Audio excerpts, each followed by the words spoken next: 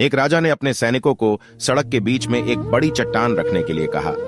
चट्टान को बीच सड़क में रखवाकर राजा ने अपने सैनिकों से छुपकर उस चट्टान पर नजर रखने के लिए कहा कि देखना उस चट्टान को रास्ते से कौन हटाता है।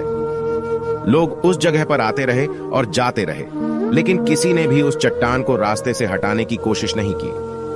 उस चट्टान के पास से लोगों के गुजरने वालों में राजा के कुछ करीबी लोग और शहर के बड़े व्यापारी भी शामिल थे, और उनमें से कुछ लोग तो राजा को ही कोसने लगते कि क्या राजा इस चट्टान को भी रास्ते से नहीं हटवा सकता।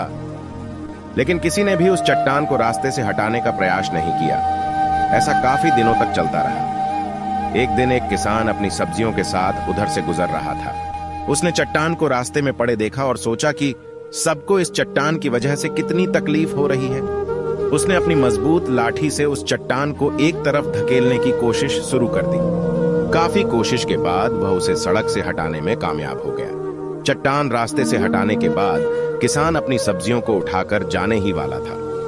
अचानक उसकी नजर एक पोटली पर गई जो ठीक उसी जगह पड़ी थी जहां से उसने वह चट्टान हटाए थे। उसने उस पोटली को खोलकर देखा तो उसमें सोने के कई सिक्के थे, और उन सिक्कों के साथ राजा का एक संदेश भी था जिसमें लिखा था कि ये सोने के सिक्के उनके लिए है जो इस चट्टान को रास्ते से हटाएगा।